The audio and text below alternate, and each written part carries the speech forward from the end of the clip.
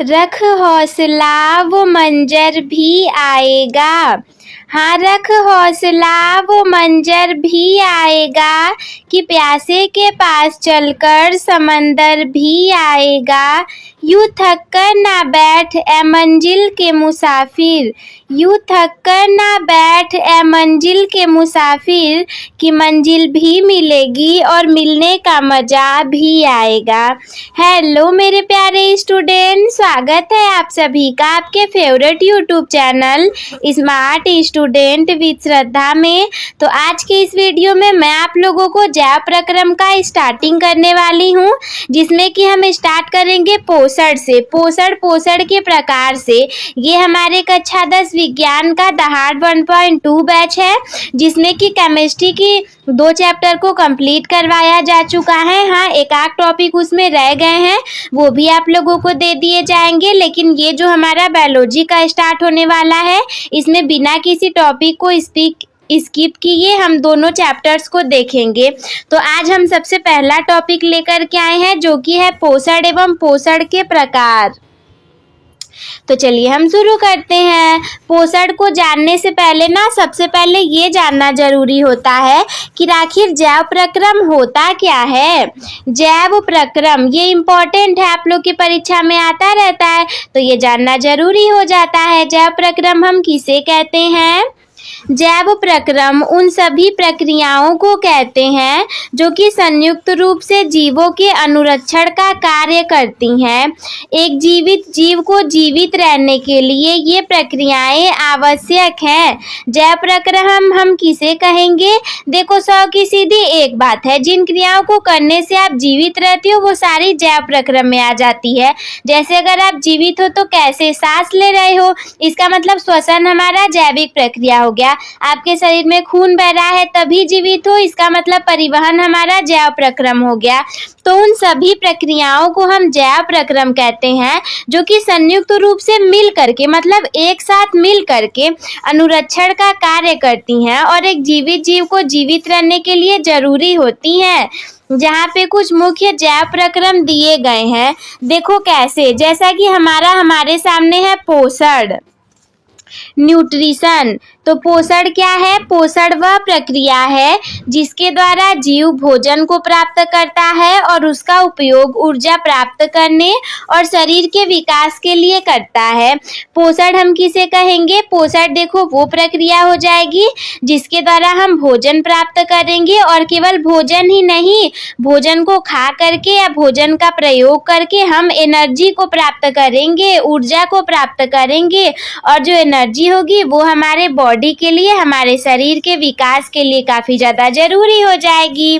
और जब पोषण का बात करें हम, तो पोषण देखो 2 प्रकार का हो जाता है। सबसे पहला टाइप हमारे सामने है स्वपोषी पोषण, ऑटोट्रॉपिक न्यूट्रिशन। तो आखिर ये होता क्या है? देखो, स्वपोषी पोषण ये हो जाएगा कि जो जीव अपना भोजन स्वयं बना लेंगे और वो स्वपोषी कहलाएंगे, और पोषण की ये जो प्रक्रिया रहेगी इसे हम स्वपोषी पोषण कहेंगे। आप बोलोगे कि दीदी हम लोग भी तो अपना खाना खुद ही बना लेते हैं, या फिर हमारी मम्मी हमारा खाना बना लेती हैं। तो देखो, वो स्वपोषी पोषण नहीं है, क्योंकि आपकी मम्मा खाना को बनाती नहीं बल्कि उसे पकाती हैं। बनाते तो पेड़ पौधे हैं, उन्हीं पेड़ पौधों को लेकर के हम बना करके खा जाते हैं, या फिर किसी जीव जंतुओं को खा जाते हैं। तो इसीलिए हम स्वपोषी पोषण में नहीं आएंगे। जबकि देखो, जो पौधे होंगे वो प्रकाश संश्लेषण के माध्यम से अपने भोजन को स्वयं बनाते हैं ना, क्लोरोफिल की उपस्थिति में अपनी पत्तियों में, तो वो होता है हमारा स्वपोषी पोषण। और हम लोग आएंगे विषमपोषी पोषण के अंतर्गत। कैसे? Heterotrophic nutrition. जीव अपने भोजन के लिए दूसरे जीवों पर निर्भर रहते हैं, जैसे कि जानवर और कवक। जैसे कि हम लोग हो गए, हम लोग अपने खाने के लिए तो दूसरे के ऊपर निर्भर हैं, तो ये हो गया हमारा विषमपोषी पोषण। जैसे कि जानवर, हम लोग भी तो सामाजिक जानवर हैं, हम भी इसमें आ गए। और कवक, इसके बाद अगली प्रक्रिया है हमारे सामने श्वसन, रिस्पिरेशन। ये सारी जैविक प्रक्रियाएं हैं। पोषण था तो उसमें 2 पार्ट्स थे, वो भी मैंने आप लोग को बता दिए। अब हम रिस्पिरेशन यानी कि श्वसन को देखेंगे। श्वसन क्या होता है? अरे हम जो सांस लेते हैं वही तो श्वसन है। श्वसन वह प्रक्रिया है जिसके द्वारा जीव भोजन से ऊर्जा प्राप्त करने के लिए ऑक्सीजन ले लेता है और कार्बन डाइऑक्साइड को छोड़ देता है। ये तो हम सभी को पता है कि हम ऑक्सीजन को ले लेते हैं और कार्बन डाइऑक्साइड को छोड़ देते हैं, ये हमारा श्वसन हो जाता है। इसके बाद अगला है वहन, जिसे कि हम परिवहन भी कह सकते हैं। इंग्लिश में वी कैन से ट्रांसपोर्टेशन। तो ट्रांसपोर्टेशन वह प्रक्रिया है जिसके द्वारा आवश्यक पदार्थों जैसे कि पोषक तत्व, ऑक्सीजन और पानी को शरीर के एक भाग से दूसरे भाग में ले जाया जाता है और अपशिष्ट पदार्थों को शरीर से बाहर निकालने के लिए लेकर जाया जाता है। परिवहन क्या होता है? हमारे शरीर में खून दौड़ रहा है, ये परिवहन हो गया। तो जो खून दौड़ रहा है वो क्या करेगा? वो कुछ पोषक तत्वों को लेकर के जाएगा, ऑक्सीजन पानी को लेकर के जाएगा। तो ये सारी चीजें हमारी परिवहन में ही तो आती हैं। और ये क्या करता है कि शरीर के एक से दूसरे भाग में लेकर के जाता है, और तो और केवल पोषक पदार्थों को ही नहीं बल्कि अपशिष्ट पदार्थों को भी शरीर से बाहर निकालने का काम कर देता है। वहन यानी कि परिवहन के अलावा हमारे सामने उत्सर्जन, एक्सक्रीजन भी है। तो उत्सर्जन क्या होता है? सौ की सीधी एक बात, खराब पदार्थों को शरीर से बाहर निकालने की प्रक्रिया उत्सर्जन कहलाती है। तो उत्सर्जन वह प्रक्रिया है जिसके द्वारा शरीर से हानिकारक और अनावश्यक अपशिष्ट पदार्थों को बाहर निकाला जाता है। जैसे कि हमारा शरीर है तो कुछ वेस्ट मटेरियल भी तो बनते हैं जिनको कि हमें बाहर निकालना पड़ जाता है, क्योंकि अगर हम बाहर नहीं निकालेंगे तो हम बीमार पड़ जाएंगे। जैसे कि हमारा यूरिनरी ब्लैडर है, अगर हम यूरिन को पास नहीं करेंगे तो वो हमारे यूरिनरी ब्लैडर में इकट्ठा होता जाएगा और उसकी वजह से हमारा यूरिनरी ब्लैडर भर जाएगा और भरने की वजह से वो फट जाएगा। तो इसीलिए बाहर निकालना जरूरी रहता है। अगला है वृद्धि यानी कि ग्रोथ। हम वृद्धि भी तो करते हैं ना, सांस लेने के अलावा, खून यहाँ वहाँ होने के अलावा, तो हम वृद्धि भी तो करते हैं। वृद्धि वह प्रक्रिया है जिसमें जीव के आकार और द्रव्यमान में वृद्धि हो जाती है। देखो, वृद्धि और विकास में अंतर भी होता है, तो क्या अंतर है वो आप लोग हमें कमेंट बॉक्स में बता दो। हम देख लेते हैं अगला वाला, जो कि है प्रजनन, रिप्रोडक्शन। प्रजनन वह प्रक्रिया है जिसके द्वारा जीव अपने जैसे नए जीव को उत्पन्न करते हैं और अपनी प्रजाति को बनाए रखते हैं। हालांकि प्रजनन सीधे तौर पर जीवन के अनुरक्षण से संबंधित नहीं है, लेकिन ये जीवों के अस्तित्व के लिए महत्वपूर्ण है। प्रजनन क्या होता है? जैसे कि मम्मी पापा हैं, हम लोग उनकी संतानें हैं, तो हम प्रजनन प्रक्रिया के द्वारा ही आए हुए हैं। हमारे दादा दादी जी थे तो उसके बाद पापा आए, नानी नाना थे तो मम्मा आई, तो वो प्रजनन प्रक्रिया के द्वारा ही। तो प्रजनन प्रक्रिया क्या होती है? जिसके द्वारा जीव अपने जैसे नए जीव उत्पन्न करते हैं। ऐसा नहीं है कि आप मनुष्य हो तो आप बकरी को जन्म दे दोगे, आप मनुष्य हो तो आप बंदर को जन्म दे दोगे, आप मनुष्य हो तो आप मनुष्यों को ही जन्म दोगे। तो ये हो जाएगा हमारा प्रजनन की प्रक्रिया। तो इसमें क्या होगा? अपने द्वारा जीव और नए जीव को उत्पन्न करेंगे और अपनी प्रजाति को बनाए रखेंगे। हालांकि जो प्रजनन होता है वो सीधे तौर पे जीवन के अनुरक्षण से संबंधित नहीं होता, लेकिन ये जीवों के अस्तित्व के लिए महत्वपूर्ण होता है। और अगर संक्षेप में कहें तो जैव प्रक्रम वे मूलभूत जैविक क्रियाएं होती हैं जो कि किसी जीव को जीवित रहने और अपने कार्यों को करने में सक्षम बनाती हैं। इसके बाद अगला हेडिंग हमारे सामने है कि हमारे शरीर में पोषण या फिर भोजन की क्या आवश्यकता होती है। तो हमारे शरीर में पोषण या फिर भोजन की आवश्यकता निम्नलिखित कारणों से होती है। अगर हमें पोषण चाहिए, हम भोजन कर रहे हैं, हम खाना खा रहे हैं, तो क्यों खा रहे हैं? अगर हमें पोषण की जरूरत है तो क्यों है? अगर जरूरत ही नहीं होती तो हम खाना क्यों खाते? तो अगर हम खाते हैं तो कुछ जरूरत तो होगी ही। तो इसीलिए कौन कौन सी जरूरत है वो, जैसे कि देखिए, सबसे पहला है हमारे सामने ऊर्जा प्राप्त करने के लिए। अगर हम खाना खा रहे हैं तो इसका मतलब यही है कि हमें ऊर्जा प्राप्त करने के लिए चाहिए।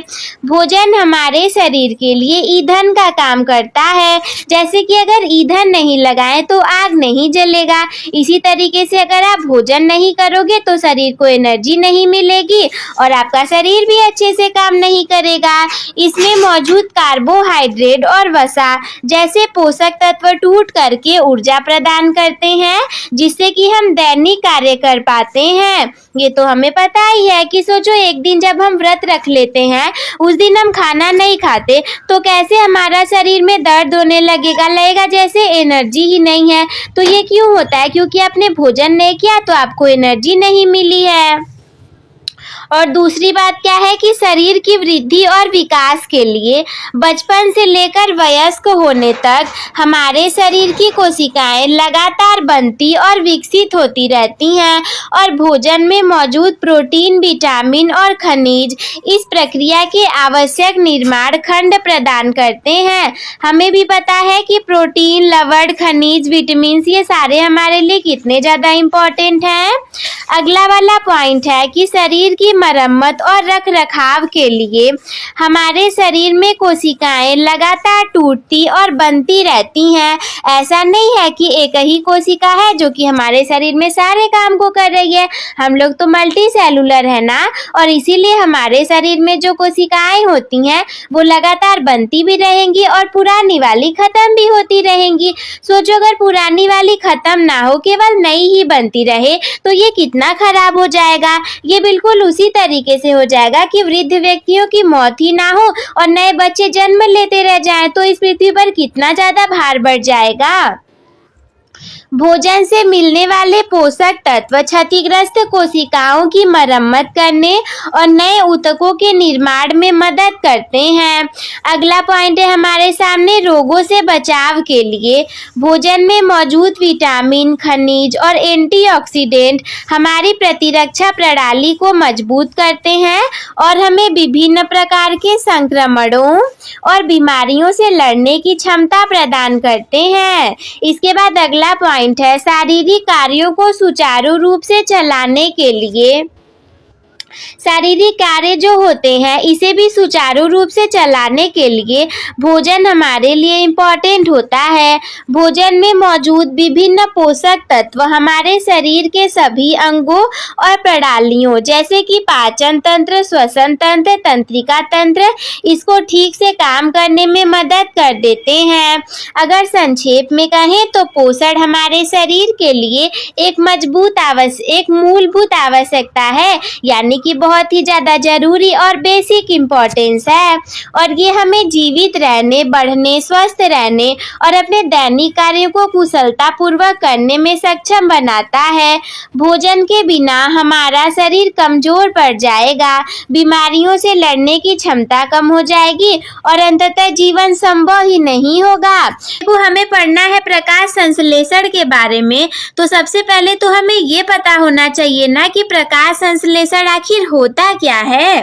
तो इसीलिए सबसे पहले मैंने रखा है प्रकाश संश्लेषण को, जिसे कि हम इंग्लिश में बोलते हैं फोटोसिंथेसिस।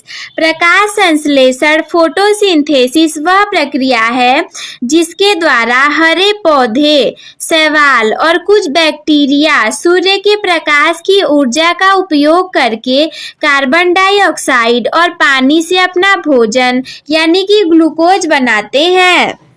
जैसे देखो, हम लोग की मम्मा हम लोग के लिए खाना बना देती है तो उसे हम खाना बनाना बोल देते हैं, उसे हम कुकिंग फूड बोलते हैं, खाना बनाना बोलते हैं। लेकिन कुछ ऐसे पौधे भी तो हैं जो कि अपना खाना खुद से बनाते हैं। कुछ क्या बनाते ही हैं पौधे, तो जो पौधे अपना खाना बनाते हैं ना, बस उसी सिंपल सी प्रक्रिया को हम फोटोसिंथेसिस, हिंदी में प्रकाश संश्लेषण बोल देते हैं। और ये किसके द्वारा होता है? ये हरे पौधों, शैवालों और कुछ बैक्टीरिया द्वारा होता है जो कि सूर्य के प्रकाश की ऊर्जा का उपयोग करके और केवल सूर्य के प्रकाश से ही नहीं बल्कि कार्बन डाइऑक्साइड और पानी से भी अपना भोजन बनाते हैं और उनका जो भोजन होता है वो ग्लूकोज के रूप में होता है। इसीलिए मैंने यहाँ पे कोष्टक में ग्लूकोज भी लिख दिया है। प्रकाश संश्लेषण तो देखो इतना आसान टॉपिक है क्योंकि आपने पिछली कक्षाओं में भी पढ़ा हुआ है, इसीलिए बहुत ही आसान टॉपिक हो जाता है। तो इस प्रक्रिया में ऑक्सीजन एक उप उत्पाद के रूप में निकलती है। जो हम लोग सांस लेते हैं, ऑक्सीजन को लेते हैं ना, जो कि पौधे बनाते हैं, वो ऑक्सीजन उन्हीं पौधों से निकलता है। जब वो अपना खाना बनाते हैं तो ऑक्सीजन निकलता है। जैसे हम लोग खाना बनाएंगे तो केवल खाना थोड़ी ना बनाएंगे, अरे खाना बनाएंगे तो बर्तन भी तो निकलेगा धोने के लिए। ऐसे ही पौधे जो अपना खाना बनाते हैं तो उन लोग का खाना ग्लूकोज बनने के बाद ऑक्सीजन भी निकलता है, जो कि हम लोग ले लेते हैं जीवित रहने के लिए। सरल शब्दों में समझाएं तो प्रकाश संश्लेषण वह तरीका है जिससे कि पौधे सूर्य की रोशनी को भोजन में बदलते हैं। ये पृथ्वी पर जीवन के लिए एक अत्यंत महत्वपूर्ण प्रक्रिया है क्योंकि यह न केवल पौधों के लिए भोजन का उत्पादन करता है बल्कि ये हमारे वायुमंडल में ऑक्सीजन भी छोड़ता है और जिसका उपयोग हम सांस लेने के लिए करते हैं, इसीलिए ये इम्पोर्टेंट हो जाता है। सोचो अगर सारे लोग जिंदा हैं, ऑक्सीजन को ले रहे हैं, सांस ले रहे हैं, तो ये तो हमारे लिए बहुत ज़्यादा जरूरी है ना। अगर आप सांस ही नहीं लोगे तो आप जीवित कैसे रहोगे। जो प्रकाश संश्लेषण की प्रक्रिया है, कभी कभी इसका रासायनिक समीकरण भी पूछ लिया जाता है, तो हम इसे दर्शाते कैसे हैं। इसमें देखो मैं सही से नहीं लिख पाई हूँ, लेकिन मैं बोल रही हूँ, तो आप लोग अपने कॉपी में नोट डाउन कर लीजिए। 6CO2 को जब हम 6H2O के साथ ऐड करेंगे, वो भी प्रकाश ऊर्जा और क्लोरोफिल की उपस्थिति में, तो ये बन जाएगा C6H12O6 यानी कि ग्लूकोज और 6O2 यानी कि ऑक्सीजन। सबसे पहले लिखो 6CO2 यानी कि 6 मॉलिक्यूल हम कार्बन डाइऑक्साइड के ले लेंगे, 6H2O 6 मॉलिक्यूल हम जल के ले लेंगे और ये होगा सूर्य के प्रकाश और क्लोरोफिल की उपस्थिति में। सूर्य का प्रकाश वायुमंडल में सूर्य से पौधों को मिल जाता है, जबकि जो क्लोरोफिल होता है वो पौधों की पत्तियों में ऑलरेडी पाया जाता है। तो इन दोनों के मिलने से बन जाएगा C6H12O6 यानी कि ग्लूकोज, उनके भोजन का निर्माण हो जाएगा, प्लस 6 में O2 यानी कि ऑक्सीजन भी निकल जाएगा, जो कि हमारे लिए इम्पोर्टेंट है। अगर आप पूछोगे कि दीदी इसमें CO2 क्या है, तो CO2 कार्बन डाइऑक्साइड है जो कि पौधे हवा से ले लेते हैं। H2O जल की बात की जाए तो वो पानी होता है जो कि पौधे जड़ों से अवशोषित कर लेते हैं। इसके बाद प्रकाश ऊर्जा जो होती है वो सूर्य से आती है और क्लोरोफिल नामक हरे रंग के वर्णक द्वारा अवशोषित की जाती है, जो कि पत्तियों में मौजूद होता है। इसके बाद C6H12O6 क्या है, ये तो ग्लूकोज है जो कि एक प्रकार का चीनी ही लगभग हम बोल सकते हैं और पौधों का भोजन भी है। O2 जो ऑक्सीजन है जो कि हवा में छोड़ी जाती है और हमारे लिए बहुत यूजफुल होती है। प्रकाश संश्लेषण की जो प्रक्रिया है ये दो मुख्य चरणों में होती है। कौन से दो मुख्य चरणों में? सबसे पहली है प्रकाश अभिक्रिया, जिसे कि हम लाइट रिएक्शन बोल देते हैं। ये कहाँ पे होती है? तो ये क्लोरोप्लास्ट के थाइलाकोइड झिल्ली में होती है। इस चरण में क्लोरोफिल सूर्य के प्रकाश को अवशोषित करता है और पानी के अणुओं को तोड़ करके ऑक्सीजन, प्रोटॉन और इलेक्ट्रॉन को बना देता है। ऊर्जावाहक अणु जो कि ATP होता है वो एनर्जी को कैरी करता है, इसीलिए हम इसे ऊर्जावाहक अणु ATP बोल देते हैं। और NADPH भी इस चरण में बन जाते हैं। वैसे इतना ज्यादा ब्रॉड आप लोग को पढ़ना नहीं है, एग्जाम में भी इतना ज्यादा नहीं आने वाला, बस मैंने आप लोग को नॉलेज के लिए थोड़ा ये बता दिया है। तो आप लोग को अगर पढ़ना हो, समझ में आ रहा हो, तो आप लोग इसको स्टडी कर लीजिए और नोट्स भी बना सकते हैं। लेकिन अगर नहीं आ रहा हो तो चिंता करने की बात नहीं है, बिकॉज शायद ही ये एग्जाम में आए, इतना ज़्यादा ब्रॉड एग्जाम में आपके नहीं आता। अगला है अंधकार अभिक्रिया या फिर केल्विन चक्र। एक प्रकाश अभिक्रिया था तो दूसरा हमारा अंधकार अभिक्रिया हो जाएगा। एक लाइट रिएक्शन था तो दूसरा हमारा डार्क रिएक्शन हो जाएगा, या फिर हम इसे इसे केल्विन साइकिल भी बोल देते हैं। ये क्लोरोप्लास्ट के स्टोमा में होता है। हाँ देखो, ये लाइन पूछा जा सकता है कि जो केल्विन चक्र वो कहाँ पर होता है, तो आप बताओगे कि ये क्लोरोप्लास्ट के स्टोमा में होता है। और इस चरण में एटीपी और एनएडीपीएस से प्राप्त ऊर्जा का उपयोग करके कार्बन डाइऑक्साइड को ग्लूकोज में परिवर्तित किया जाता है। और इस प्रक्रिया में प्रकाश सीधी आवश्यकता नहीं होती है, मतलब इसमें लाइट नहीं लगेगी, तभी तो हम इसे अंधकार बोल देंगे और इसीलिए इसे हम अंधकार अभिक्रिया भी कहते हैं। मतलब सीधा हमें प्रकाश नहीं चाहिए होता, वैसे तो चाहिए होगा, लेकिन ये प्रकाश अभिक्रिया के उत्पादों पर निर्भर करता है। संक्षेप में समझाएं तो प्रकाश संश्लेषण एक जटिल प्रक्रिया है जो कि पौधों को अपना भोजन बनाने और हमारे ग्रह पर जीवन को बनाए रखने के लिए आवश्यक ऑक्सीजन का उत्पादन करने में मदद करती है। यहाँ पर है छूट गया है तो आप लोग ऐसे लिख लोगे, जितनी गलतियां हो जाती हैं उसे सुधार करना चाहिए। प्रकाश संश्लेषण के अगर कार्य स्थल की बात की जाए तो प्रकाश संश्लेषण की प्रक्रिया पादप कोशिकाओं के अंदर, प्रकाश संश्लेषण की जो प्रक्रिया है ये पादप कोशिकाओं के अंदर हरित लवक, जिसे कि हम क्लोरोप्लास्ट बोलते हैं, नामक विशेष कोशिकांगों में होती है। हरित लवक पौधों की पत्तियों और अन्य हरे भागों में प्रचुर मात्रा में पाए जाते हैं और इनमें क्लोरोफिल नामक हरा वर्णक होता है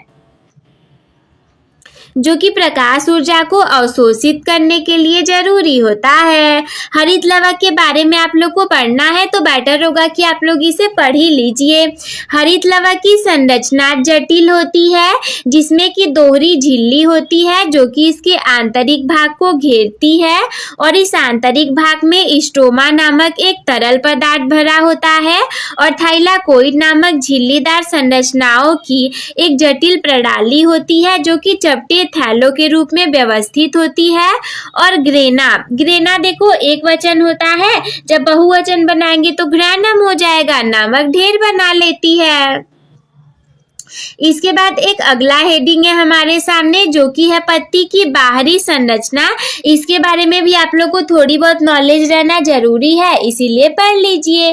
पत्ती की बाहरी संरचना में मुख्य रूप से 3 भाग होते हैं। सबसे पहला पर्णाधार बेस, पर्णवृंत पेटियोल और स्तरिका लैमिना। पर्णाधार तने से जुड़ी होती है, पर्णवृंत पत्ती को तने से जोड़ती है और स्तरिका जो होती है वो पत्ती का मुख्य चपटा हिस्सा है।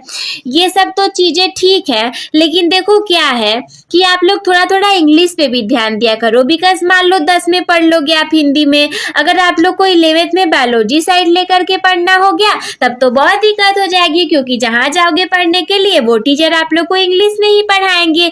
मान लो थोड़ी बहुत अगर हिंदी भी बता दिए, 11-12 पास भी हो गए, वैसे तो बड़ा मुश्किल से हो गए क्योंकि 11-12 में आप लोग को हिंदी इंग्लिश मिक्सअप पढ़ा दिया जाएगा। अगर मान लो 12 के बाद बीएससी करना पड़ गया तो टोटल इंग्लिश में पढ़ाई होने वाली है, तो दिक्कत हो जाएगी। तो हिंदी का देखो बहुत ज्यादा क्रेज नहीं है, सारी चीजें इंग्लिश में ही होती हैं, तो बेटर होगा कि आप लोग इंग्लिश को भी पढ़ते हुए चलो। इसके बाद थोड़ी सी विस्तृत जानकारी आप लोगों को दे दूं पर्णवृंत के बारे में। तो पर्णवृंत क्या होता है कि पत्ती को तने से जोड़ने वाला डंठल होता है। जो देखो पत्ती होती है, सपोज दैट ये हमारी लीफ है तो इसको तने से ये जोड़ा है तो ये हमारा पर्णवृंत हो गया। दूसरा है स्तरिका, ये पत्ती का मुख्य चपटा हरा भाग होता है जो कि प्रकाश संश्लेषण में महत्वपूर्ण भूमिका निभाता है। ये जो हमारा है ये पत्ती का हरा भाग ना, वैसे तो मैंने इसे बना दिया येलो ऑरेंज कलर में थोड़ा, बट आप लोग इसे ग्रीन समझ लो। रुको मैं अभी कलर चेंज कर देती हूँ। ये हमारा जो ग्रीन वाला पार्ट है पत्ती का, यही हमारा हो गया क्या, इस तरीका वाला पार्ट हो गया ये हमारा, ठीक है। ये पत्ती का मुख्य चपटा हरा भाग हो जाता है जो कि प्रकाश संश्लेषण में महत्वपूर्ण भूमिका निभाता है। कैसे भूमिका निभाएगा, बिकॉज ये हरा है तो इसमें क्लोरोफिल पाए जाएंगे, हरित लवक पाए जाएंगे, तो इसमें फोटोसिंथेसिस की प्रोसेस होगी और पत्तियां अपने भोजन को बनाएंगे, इसीलिए ये फोटोसिंथेसिस में इंपॉर्टेंट रोल प्ले करता है। अगला है पर्णोधार। पर्णाधार हम बोलते हैं, ये तने से जुड़े पत्ती का आधार होता है। पर्ण प्लस आधार बराबर पर्णाधार। तो ये हो गया। अगला वाला हमारा है अनुपर्ण स्टिपल्स।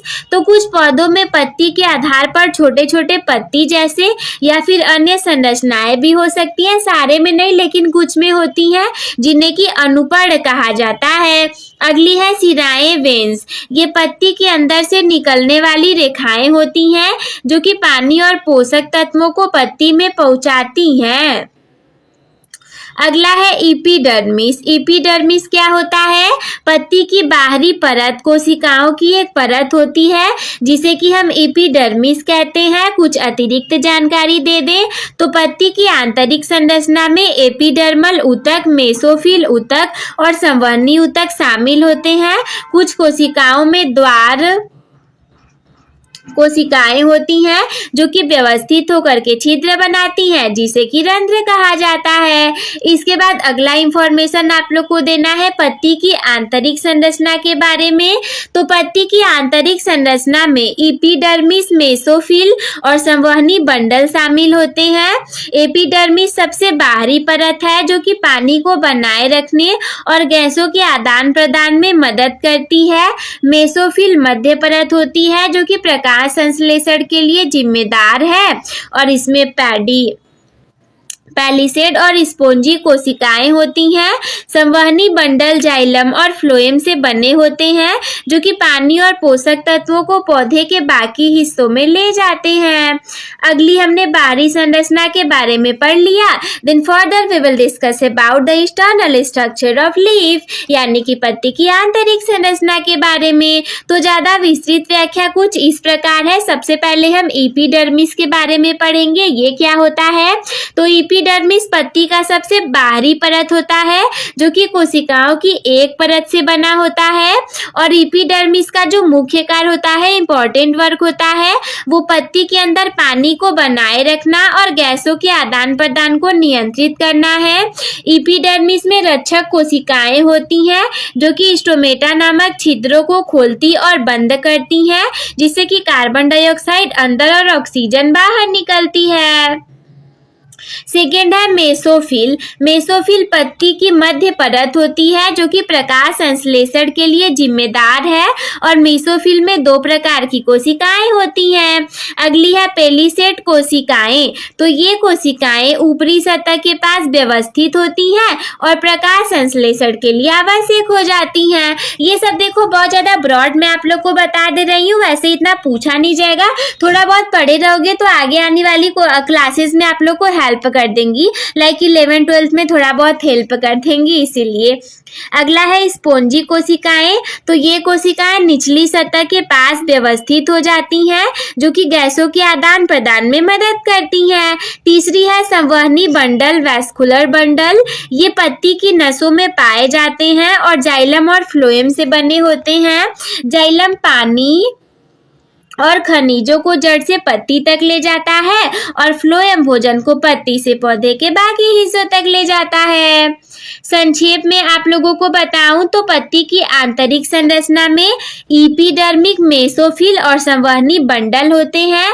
एपिडर्मिक सबसे बाहरी परत हो जाती है, यानी सबसे एक्सटर्नल लेयर हो जाती है जो कि पानी को बनाए रखने और गैसों के आदान प्रदान में मदद करती है। मेसोफिल मध्य परत होती है जो कि प्रकाश संश्लेषण के लिए जिम्मेदार है और इसमें पैलिसेड और स्पोंजी कोशिकाएं होती हैं। संवहनी बंडल जाइलम और फ्लोएम से बने होते हैं जो कि पानी और पोषक तत्वों को पौधे के बाकी हिस्सों में ले जाते हैं। प्रकाश संश्लेषण की क्रियाविधि की बात करें तो प्रकाश संश्लेषण जिसमें कि हील और केल्विन दोनों अभिक्रियाएं शामिल होती हैं, दो चरणों में होता है। प्रकाशिक अभिक्रिया जिसे हम हील अभिक्रिया भी बोलते हैं, एक्चुअली हील वैज्ञानिक ने इसे बताया भी था तो दैट्स वाई इसका नाम हील अभिक्रिया बन गया। एंड अप्रकाशिक अभिक्रिया, डार्क रिएक्शन, केल्विन चक्र भी बोलते हैं। मोस्ट इंपॉर्टेंट एग्जाम में आ सकता है तो आप लोग याद रखोगे। प्रकाशिक अभिक्रिया में प्रकाश ऊर्जा को रासायनिक ऊर्जा ATP और NADPH में परिवर्तित किया जाता है। अप्रकाशिक अभिक्रिया में इन रासायनिक ऊर्जा का उपयोग कार्बन डाइऑक्साइड को ग्लूकोज में बदलने के लिए किया जाता है। प्रकाशिक अभिक्रिया या हील अभिक्रिया स्थान हरित लवक के थाइलेकोइड झिल्ली में प्रकाशिक अभिक्रिया कहाँ पे होती है? ये होती है हरित लवक के थाइलेकोइड झिल्ली में। और इसके कार्य की बात करें तो प्रकाश ऊर्जा को अवशोषित करना, क्लोरोफिल के माध्यम से सूर्य के प्रकाश को अवशोषित किया जाता है। एटीपी और NADPH का निर्माण प्रकाश ऊर्जा का उपयोग करके पानी को विभाजित किया जाता है और एटीपी और NADPH का निर्माण किया जाता है। ऑक्सीजन का उत्पादन, पानी के विभाजन से ऑक्सीजन गैस मुक्त होती है। कुछ अन्य क्या है कि हील अभिक्रिया में जल के इलेक्ट्रॉनों को हील अभिकर्मकों गैर शारीरिक ऑक्सीडेंट में स्थानांतरित किया जाता है। अप्रकाशिक अभिक्रिया, केल्विन चक्र स्थान होता है हरित लवक के स्ट्रोमा में। इसका कार्य होता है कार्बन डाइऑक्साइड का फिक्सेशन करना, यानी कि फिक्स करना। वायुमंडल से कार्बन डाइऑक्साइड को लिया जाता है और इसे एक अस्थायी यौगिकों में जोड़ा जाता है। अगला है हमारे सामने ग्लूकोज का निर्माण, the preparation of glucose. Kelvin चक्र में एटीपी और NADPH द्वारा कार्बन डाइऑक्साइड को ग्लूकोज में बदल दिया जाता है। केल्विन चक्र में राइबोलोज 1,5 बिसफॉस्फेट RUBP एक महत्वपूर्ण भूमिका निभाता है, जो कि कार्बन डाइऑक्साइड के साथ मिलकर के एक अस्थायी यौगिक बनाता है। संक्षेप में बताऊं तो प्रकाशिक अभिक्रिया में प्रकाश ऊर्जा को रासायनिक ऊर्जा में बदला जाता है, जबकि अप्रकाशिक अभिक्रिया में इस रासायनिक ऊर्जा का उपयोग कार्बन डाइऑक्साइड को ग्लूकोज में बदलने के लिए किया जाता है। प्रकाश संश्लेषण के लिए कुछ आवश्यक अवस्थाएं क्या होती हैं, यानी कि वो कौन कौन सी चीजें होनी जरूरी हैं जिनकी प्रेजेंस में फोटोसिंथेसिस की प्रोसेस होती है। तो प्रकाश संश्लेषण के लिए आवश्यक अवस्थाएं मुख्य रूप से दो चरणों में होती हैं: प्रकाश पर निर्भर अभिक्रिया लाइट डिपेंडेंट रिएक्शन और प्रकाश से स्वतंत्र अभिक्रिया लाइट इंडिपेंडेंट रिएक्शन या केल्विन चक्र। तो इन दोनों के लिए कुछ महत्वपूर्ण कारक होते हैं, इंपॉर्टेंट फैक्टर्स होते हैं। लाइक प्रकाश पर निर्भर अभिक्रियाओं के लिए आवश्यक कारक सूर्य का प्रकाश है। जो अभिक्रियाएं प्रकाश पर निर्भर होंगी तो सूर्य के प्रकाश के बिना तो होंगी ही नहीं, तो ये प्रकाश संश्लेषण प्रक्रिया को शुरू करने के लिए ऊर्जा का स्रोत है।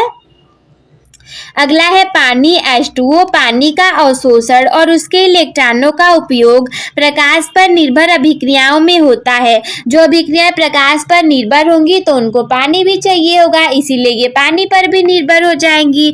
तो पानी उनको उनके जड़ों से, मिट्टी से मिल जाता है। अगला क्लोरोफिल भी इंपॉर्टेंट होता है। विदाउट क्लोरोफिल के फूड का प्रिपरेशन कैसे होगा? यह वर्णक सूर्य के प्रकाश को अवशोषित करता है और ऊर्जा को रासायनिक ऊर्जा में बदलने में मदद करता है। ADP प्लस NADP इन अणुओं को प्रकाश संश्लेषण की प्रक्रिया के दौरान ऊर्जा और इलेक्ट्रॉनों को स्थानांतरित करने के लिए आवश्यक है। प्रकाश से स्वतंत्र अभिक्रियाओं केल्विन चक्र के लिए आवश्यक कारक जो प्रकाश से स्वतंत्र होंगे, कार्बन डाइऑक्साइड चाहिए होगा CO2। कार्बन डाइऑक्साइड को केल्विन चक्र में शर्करा बनाने के लिए यूज किया जाता है। आप लोग याद रखोगे क्या करने के लिए? तो शर्करा बनाने के लिए। और ATP और NADPH इन अणुओं को केल्विन चक्र में शर्करा बनाने के लिए ऊर्जा और इलेक्ट्रॉनों को प्रदान करने के लिए आवश्यक है। अगला है एंजाइम। तो केल्विन चक्र के विभिन्न चरणों में एंजाइम आवश्यक होते हैं।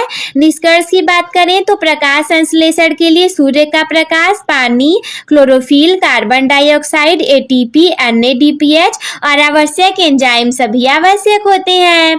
प्रकाश संश्लेषण का महत्व क्या है? अरे कुछ महत्व होगा तभी तो ये प्रक्रियाएं होती हैं, वरना ये होती ही नहीं। तो प्रकाश संश्लेषण पृथ्वी पर जीवन के लिए अत्यंत महत्वपूर्ण है।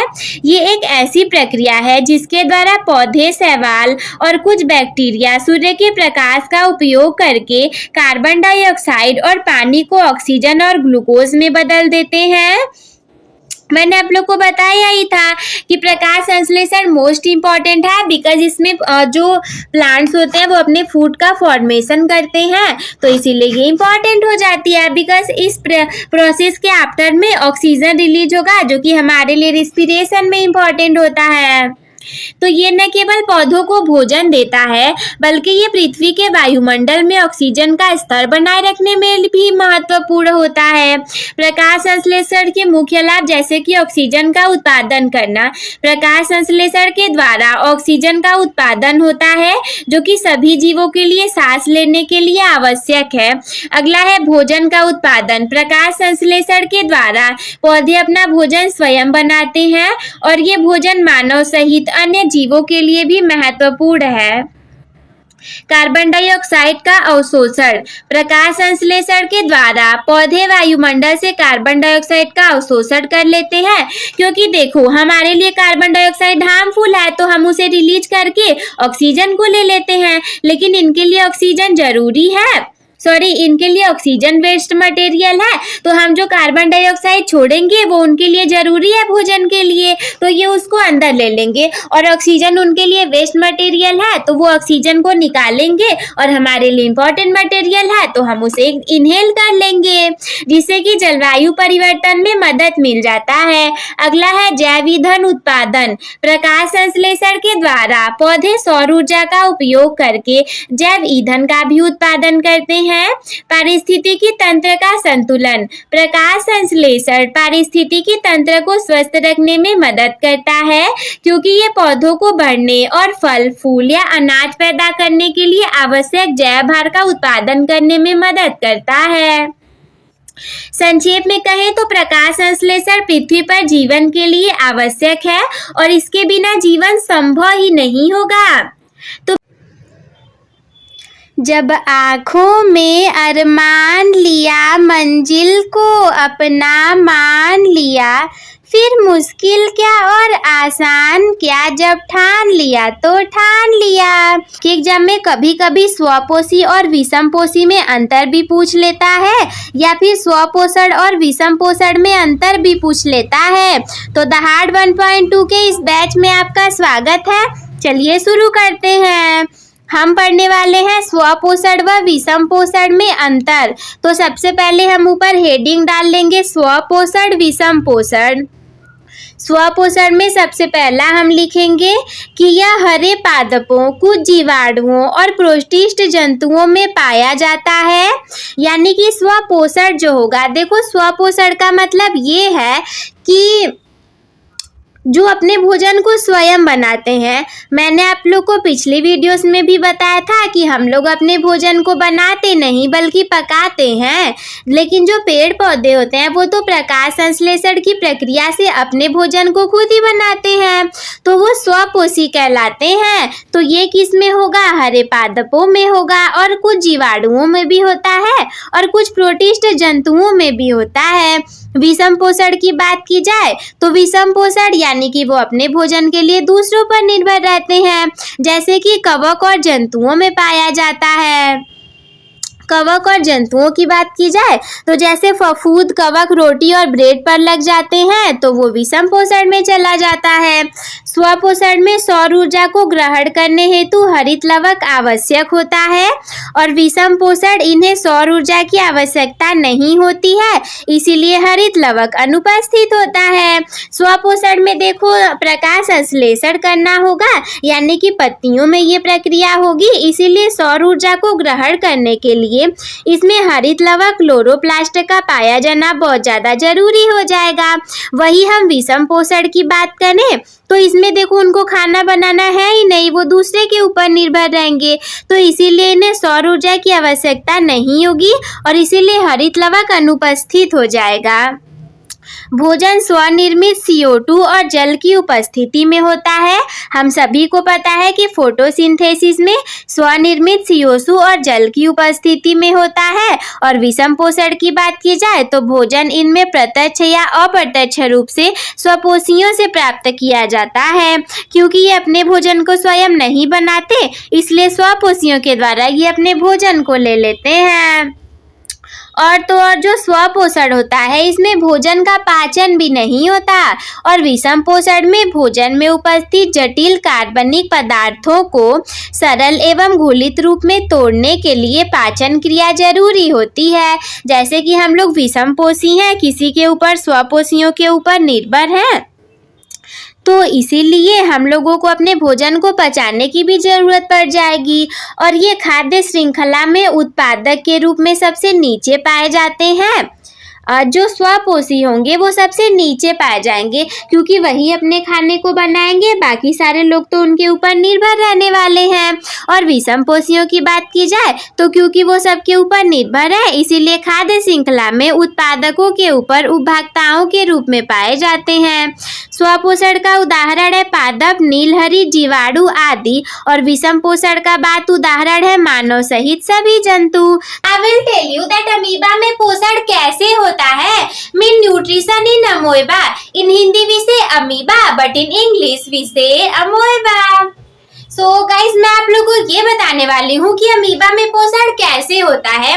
पिछली वीडियोस में मैंने आप लोग को पोषण के बारे में, प्रकाश संश्लेषण के बारे में बता दिया था। So in this video I will tell you that amoeba में पोषण कैसे होता है। सबसे पहले तो देखो हमारा दिमाग जो होता है वो ऐसे लिखी हुई और सुनी हुई बातों से ज्यादा ना बनी हुई चीजों को ज्यादा समझता है। मैं चाहूँ तो आप लोग को ऐसे फोन में भी इंसर्ट करके पढ़ा सकती थी, लेकिन मैं बोर्ड पर क्यों लेकर के आई हूँ ताकि आप लोग को ज्यादा अच्छे से समझ में आ जाए।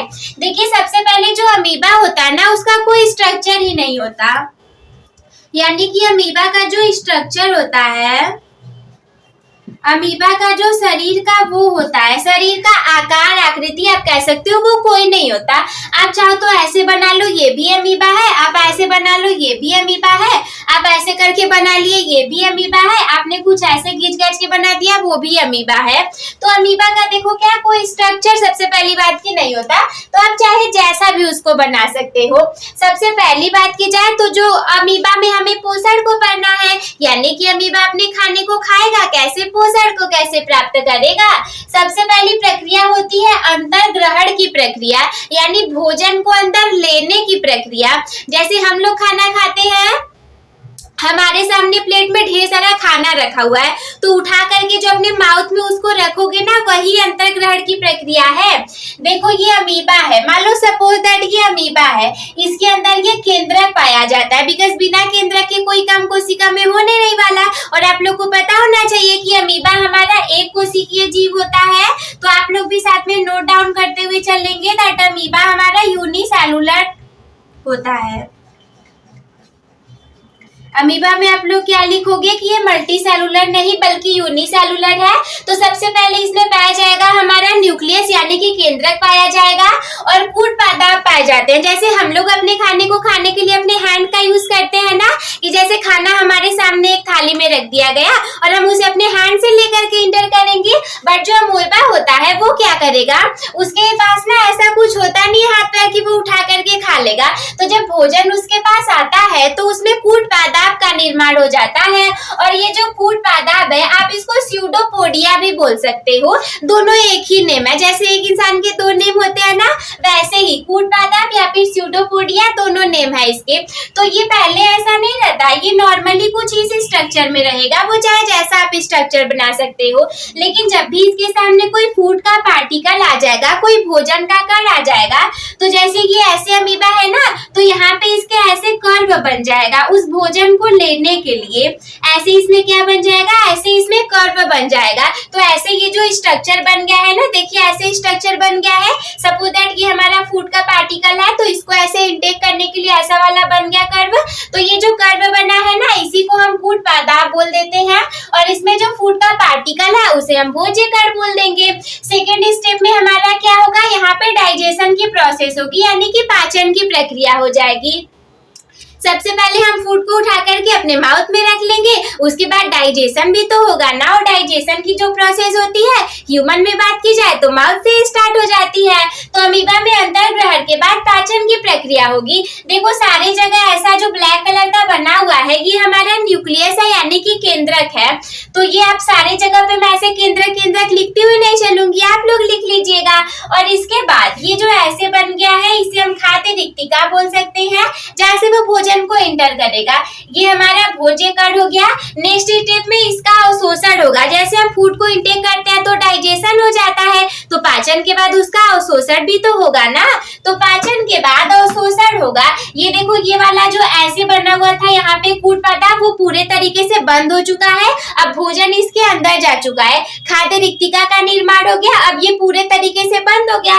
फूड पार्टिकल इसके अंदर आ चुका है। तो अब ये इसका पाचन प्रक्रिया कंप्लीट हो चुका। फिर इसका अवशोषण का प्रक्रिया होगा और इसके बाद अमीबा में वृद्धि होगी और स्वांगीकरण की प्रक्रिया होगी। और ये जो स्वांगीकरण की प्रोसेस होती है ये जीवद्रव्य में हो जाती है। आप लोगों ने इसे पढ़ा भी होगा। नेक्स्ट स्टेप में इतने सारी प्रक्रियाएं पूरी होने के बाद लास्ट में एक्सक्रीशन का प्रोसेस होता है। उसमें क्या होता है, जैसे कि हमारे भी बॉडी की बात की जाए तो हम भोजन को इंटेक कर लेंगे, डाइजेशन हो जाएगा, सारी चीजें हो जाएंगी। लास्ट में कुछ वेस्ट मटेरियल भी तो बनते हैं, तो वैसे ही अमीबा में भी बनेंगे। ये सारी प्रोसेस कंप्लीट होने के बाद अमीबा में बहिक्षेपण की प्रक्रिया होगी। यानी कि देखो, सारी चीजें कंप्लीट हो गई। तो ये मान लो कुछ वेस्ट मटेरियल है कि अमीबा से बाहर निकल जा रहा है, तो आप यहाँ पर लिख सकते हो कि अपचित खाद्य पदार्थों का निष्कासन, या फिर शॉर्ट फॉर्म में आप इसको निष्कासन भी लिख सकते हो। तो इसके बाद हम इसके थोड़े से पॉइंट को देख लेंगे जो कि आपको जानना बहुत ज्यादा जरूरी है। सबसे पहली बात मैंने आप लोग को पहले ही बता दिया था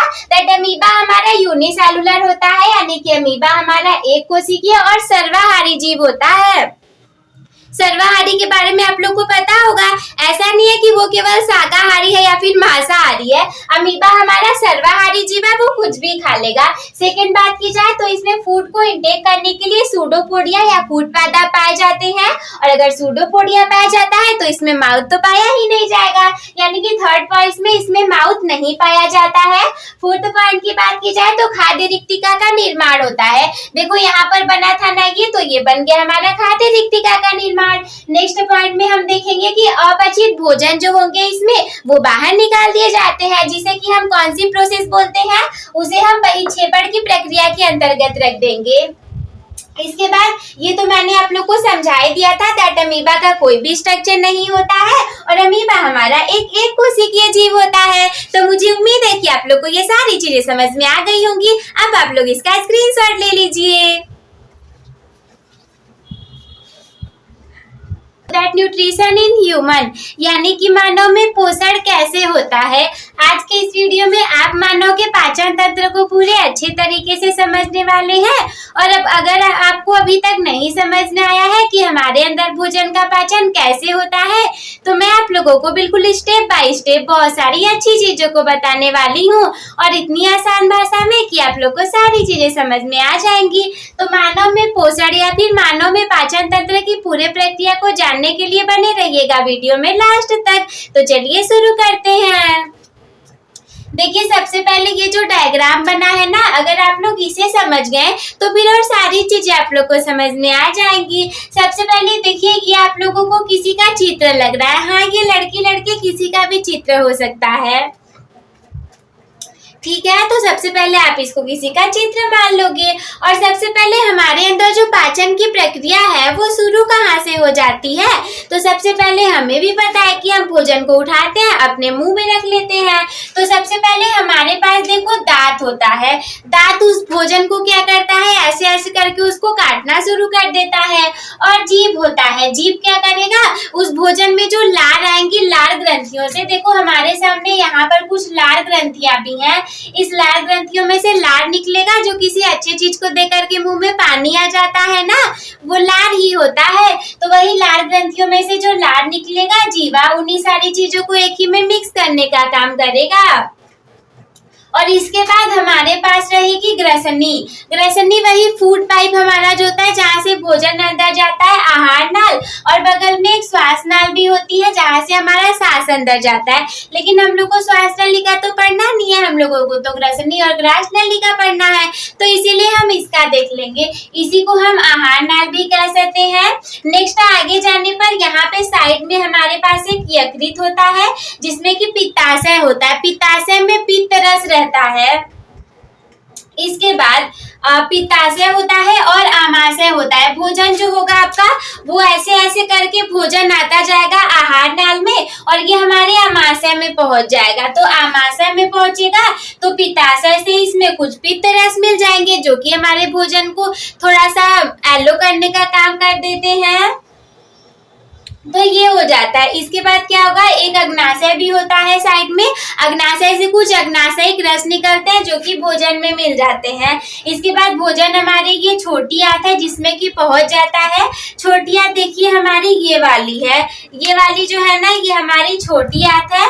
इसमें भोजन ऐसे चला जाता है और इसे इसमें पूरे तरीके से पाचन और अवशोषण हो जाता है। तो पाचन और शोषण के बाद ये हमारी इस बड़ी आंत में आ जाएगा और ये बड़ी आंत हमारी होती है जिसे कि हम मलाशय भी बोल सकते हैं। वैसे मलाशय तो लास्ट में होता है, बस बड़ी आंत को आप मलाशय के रूप में भी देख सकते हो। और कृमि रूपी परिशेषिका यहाँ पे एक अपेंडिक्स पाया जाता है। जैसे आपने सुना होगा कि उन्हें अपेंडिक्स हो गया है, बीमारी हो गई है और पेट में दर्द होता है, तो वो यही होता है। जैसे कुछ फूड पार्टिकल्स है वैसे तो वो आप खाओगे तो भोजन के अंदर पेट में जाके पाचन हो जाएगा, लेकिन ना हमारे सामने एक वेस्ट मटेरियल कृमि रूपी परिशेषिका भी होता है जिसमें कुछ फूड पार्टिकल चले जाते हैं, तो इसीलिए वहां पे सूजन हो जाती है और अपेंडिक्स हो जाता है। तो बड़ी आंत में इसका पहले छोटी आंत में अच्छे से अवशोषण हो चुका है, लेकिन थोड़ा बहुत जो बचा होगा वो बड़ी आंत में भी हो जाएगा। फिर गुदा द्वार के माध्यम से जो खराब वेस्ट मटेरियल रहेगा वो शरीर से बाहर निकल जाएगा। तो ये तो आप लोग को समझ में आ गया होगा। हम इसका थोड़ा लिखित रूप से समझ लेते हैं। तो हेडिंग हमारा रहने वाला है मानव में पोषण। तो मनुष्य में पोषण कैसे होगा, इसमें सबसे पहली होगी पाचन की प्रक्रिया। अब हमारे अंदर जैसे मैंने आप लोग को अमीबा में पोषण पढ़ाया था, तो अमीबा तो हमारे अंदर है नहीं, हम अमीबा तो है नहीं कि बिना पाचन के ऐसे ही कुछ भी हो जाएगा।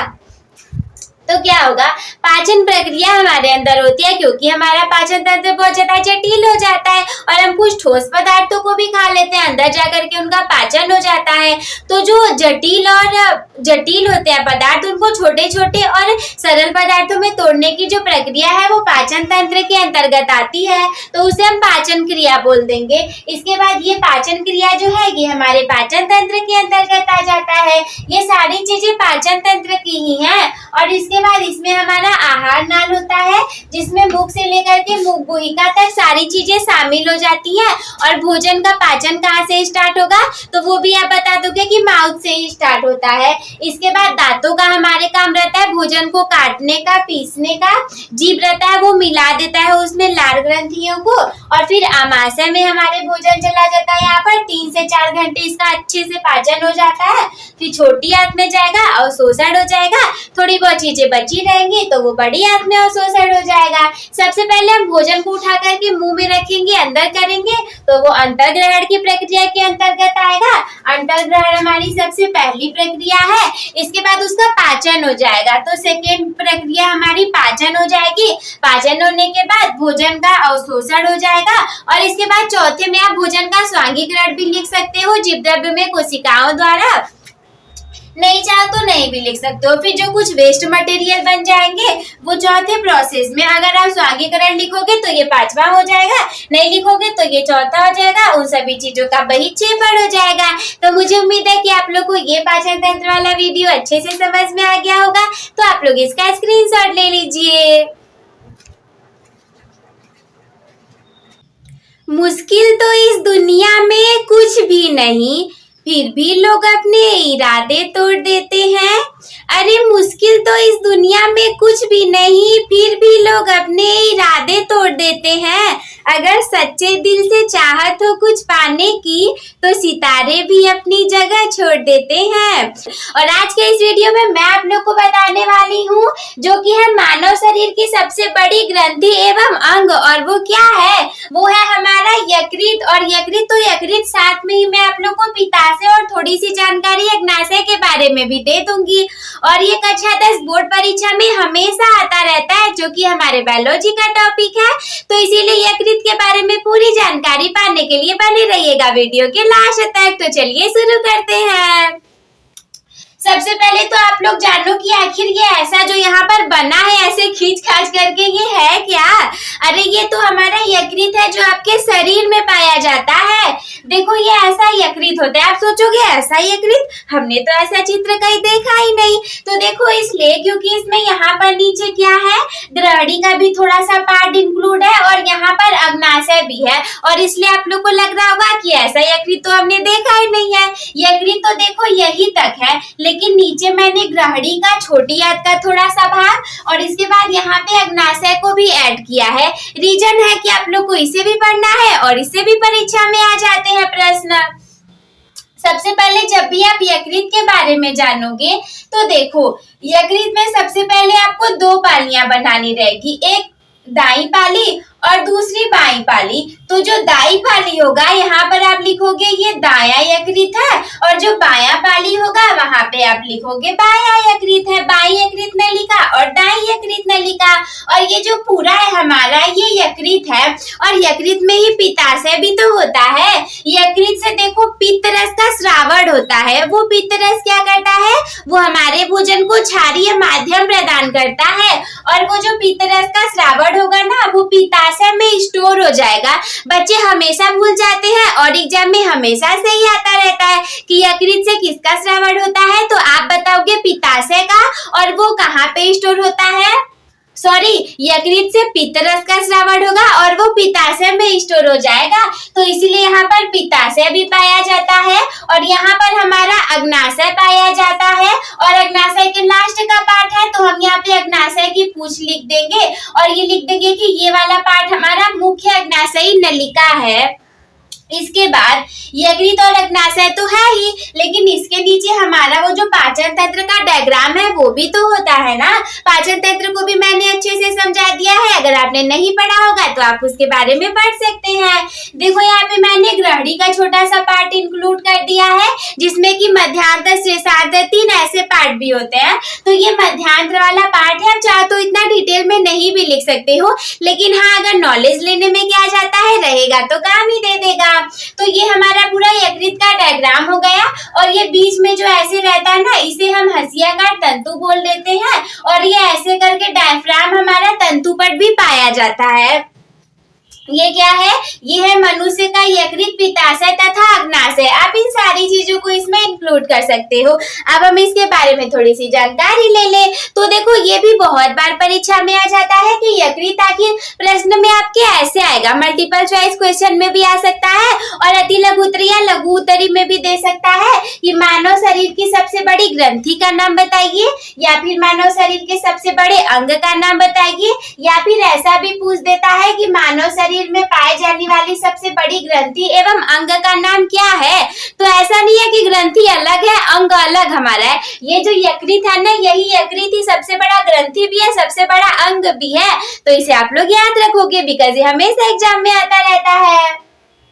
इसके भार की बात की जाए, अब अगर इतनी सारी चीजें हैं तो इतना हल्का तो होगा नहीं, हमारा शरीर है इसका कुछ वजन है, तो इसमें जितने बॉडी पार्ट्स पाए जाते हैं उनका भी वेट होता है। तो भार इसका 150 ग्राम का है, 150 ग्राम सॉरी 1500 ग्राम का है। तो 1500 ग्राम मतलब आप समझते हो 1.5 किलो का, 1000 ग्राम का 1 किलो हो गया, और 500 ग्राम का आधा किलो। तो आपके शरीर में का जो 1.5 किलो है ना वो तो आपका यकृत ही हो गया। तो ऐसे आप लोग याद रखोगे, 1.5 किलो याद रखोगे तो 1500 ग्राम बना करके लिख देना उसे। और ये आखिर पाया कहाँ पर जाता है, ऐसा नहीं कि यकृत हमारा यहाँ पर पाया जाएगा। ये भी पूछा जा सकता है कि यकृत हमारा कहाँ पर पाया जाता है। तो अब बताओगे कि ये डायफ्राम के नीचे, देखो ये हमारा डायफ्राम है, इसके नीचे पाया जाता है और आमाशय के ऊपर स्थित होता है। ये ग्रहणी है, ये ऐसे निकल करके आएगा। अब बताओगे कि ये आमाशय के ऊपर स्थित होता है। और यकृत के कार्यों की बात करें, ये देखो मोस्ट इंपॉर्टेंट है।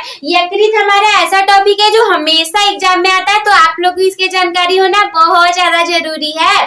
तो इसके बाद ये पूछेगा कि यकृत के कार्य क्या होते हैं।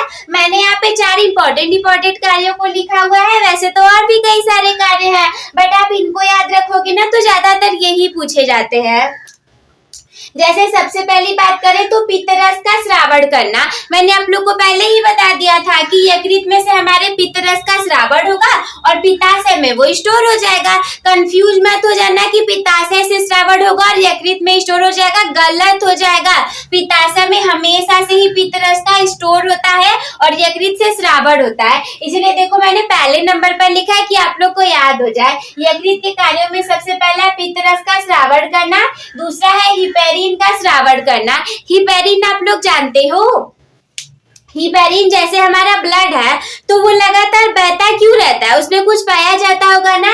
ऐसा नहीं ना कि हाँ हमारा ब्लड है तो ऐसे बहते बहते वो जम क्यों नहीं जाता कि जम जाएगा और फिर कहानी खत्म, तो ऐसा नहीं होता। ब्लड हमारा हमेशा चलता रहता है। तो हिपैरिन की वजह से ब्लड हमारा नीचे से ऊपर तक पूरे बॉडी पार्ट में हमेशा फ्लो करता रहता है, तो हिपैरिन की वजह से, जो कि यकृत से श्रावण होता है। इसके बाद तीसरा है यूरिया का संश्लेषण करना। यूरिया जो यूरिन होता है उसका भी संश्लेषण यकृत से ही होता है और ये हार्मफुल मटेरियल से हमारे शरीर को प्रोटेक्ट भी करता है।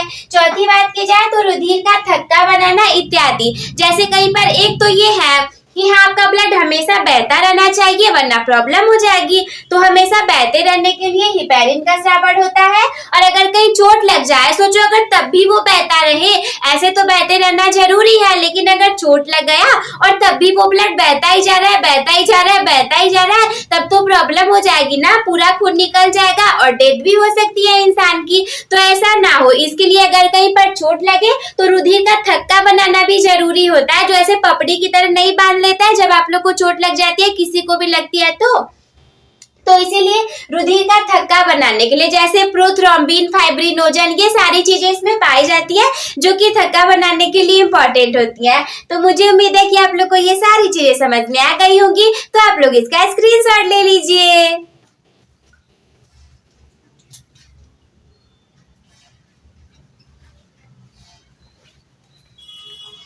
Then I hope my dear students that you all will be able to understood all these things। और हमारे इस द हार्ड 1.2 बैच में लगातार गणित की सारी चीजें शुभम के द्वारा चलवाई जा रही हैं, तो आप लोग उन सभी वीडियोस को देखना बिल्कुल भी मत भूलना। और हाँ, बायोलॉजी इंग्लिश में मैंने पूरे टेंसेस करवा दिए हैं और बायोलॉजी में ये हमारा फर्स्ट चैप्टर चल रहा है। हिंदी की सीरीज भी स्टार्ट होने वाली है, मे बी ये आज या कल से ही स्टार्ट हो जाए, तो आप लोग को इसे बिल्कुल भी नहीं भूलना है। आप लोग हमारे चैनल पर बने रहिए। तो बस दोस्तों आज के इस वीडियो में इतना ही। अपने टॉपर बनने की जर्नी को एक टॉपर के साथ शुरू करने के लिए चैनल को सब्सक्राइब करना ना भूलें। और यकृत जैसा इंपॉर्टेंट टॉपिक है, तो अगर वीडियो अच्छी लगी हो तो आप लोग इसे लाइक भी कर सकते हैं और अपने दोस्तों के साथ शेयर भी कर दीजिएगा। और अगर कोई डाउट आपके मन में हो तो आप हमसे कमेंट बॉक्स में पूछ सकते हैं। हम मिलते हैं आपसे किसी अगले वीडियो में, तब तक के लिए धन्यवाद।